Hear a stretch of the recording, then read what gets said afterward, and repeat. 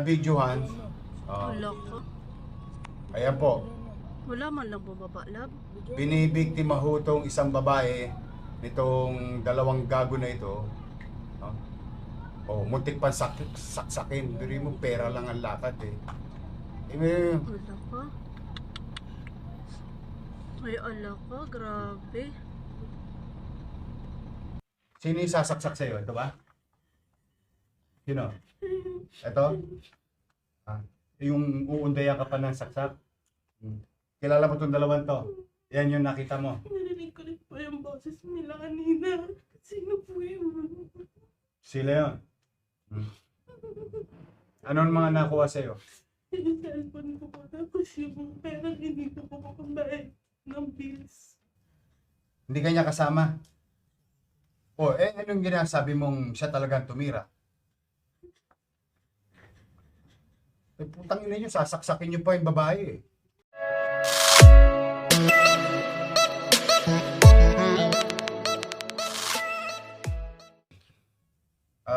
Miss Lopez, you're from Nabotas. Saan ka papunta?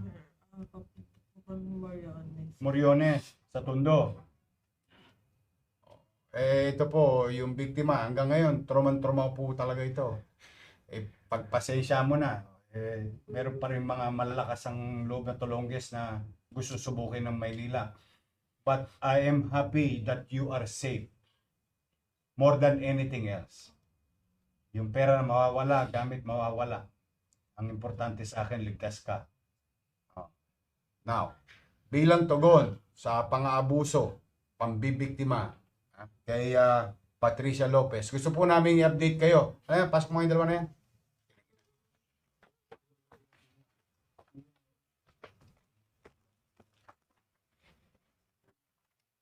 Sino yung sasaksak sa'yo? Ito ba? Sino?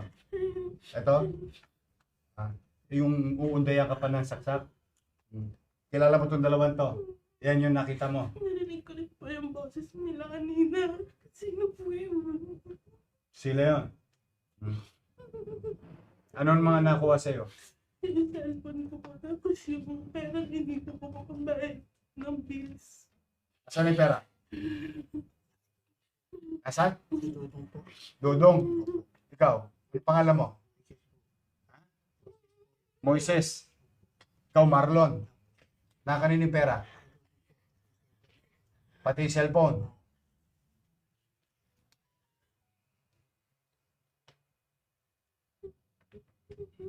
Ayun, ayun. Buha ka ng ina nyo.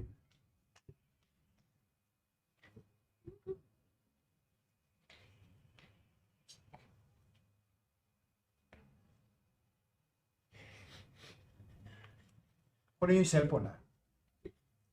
Dito na sa operatiba natin, kinuha yung mga cellphone sa Ba't sino si Dudong? Ha? Tang ina mo.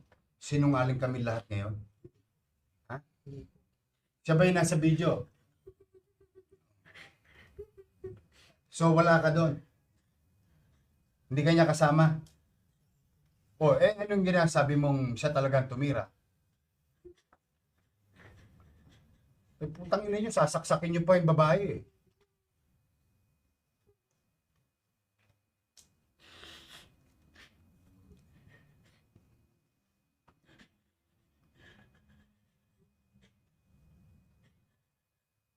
Panginig kayo ng laman eh.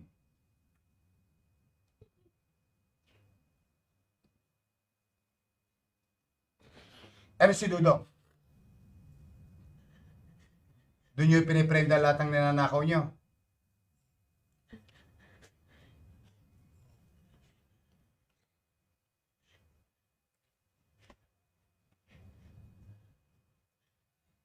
Na medical na to mga to. sa diretso ko dito sa Anyway, muli, kami humihingi ng pasensya sa iyo. Ang nangyari sa iyo yan dito sa Maynila. And I hope today we brought you justice. Huwag mong patatawarin itong mga to ha. papailan ng complaint to. Wag mong, hindi na to ano, Opo, Ha? sana po. marami pang bibiktima yung katulad May mo trauma to. po eh. Ha? May trauma sa akin. I know, I can feel it. Ha? Pero, para matagumpay kami mapapayapang Maynila, ang mga complainant dapat hindi umatras. Yes. Ha? Yes. Huwag mo patatawarin itong mga to. Marami pang bibiktima ito. Yes. I hope we brought you justice today. Thank you. Thank you so Hmm. much. Thank you. Maraming salamat, Station 1 at Don Bosco PCP. Ito yung mga pulis natin, operatiba natin. In less than a few hours, na-resolve itong kasong to. Again, ako'y taus-pusong nagpapasalamat sa ating mga netizen for being vigilant in participating also in our fight against criminalities in the city of Manila. Kayo'y malalakas ang loob na videoan itong mga tolongges na to, mga kriminal na to, at napapadali para sa amin ang gampanan ng aming tungkulin dahil sa inyo. Huwag ko kayo mag-aalala lagi, itatago namin lagi ang pangalan ninyo, kayo po proteksyonan namin sa mga bagay na ibinibigay nyo sa aming impormasyon. For the meantime, to the people of Manila, rest assured, bagamat tayo nasa gitna ng krisis, katulad na nasabi ko na kaninang umaga, ay habang kinakarap natin ang krisis sa lungsod, sa bansa at sa mundo, hindi po pwedeng mawala yung mga dapat gawin at responsibilidad ng pamahalang lokal sa kanyang mamamayan upang makapagbigay ng kapanatagan sa pamumuhay, paninirahan, pagdako, panaog sa lungsod ng Maynila ng anumang tao at sino mang tao. Ito po ang inyong lingkod.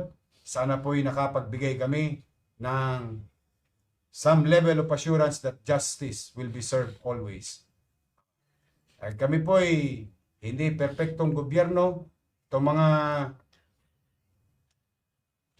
mga lokong ito, maaring makalalagpas sila panandalian. Maaring hindi namin sila maagapan. Pero we'll make sure, matter of time, madala sila at mahuli. Pipilitin namin mapagtagumpayan na makapagbigay ng hustisya sa bawat biktima o bibiktimahin. Hindi naman. Now, sa mga talongges, o ito, ilang oras lang, huli na. Huwag niyong subukin. Magbagong buhay na kayo. Lalo ngayon, hirap ang buhay ng tao. Tingnan niyo nangyayari sa mga biktima ninyo. Sa ating mga kababayan, hanggang dito lang po muna. Mag-iingat po kayo. Manatag kayo, may gobyerno sa Maynila. Pagpalain nawa kayo ng pong may kapal. Maraming salamat po.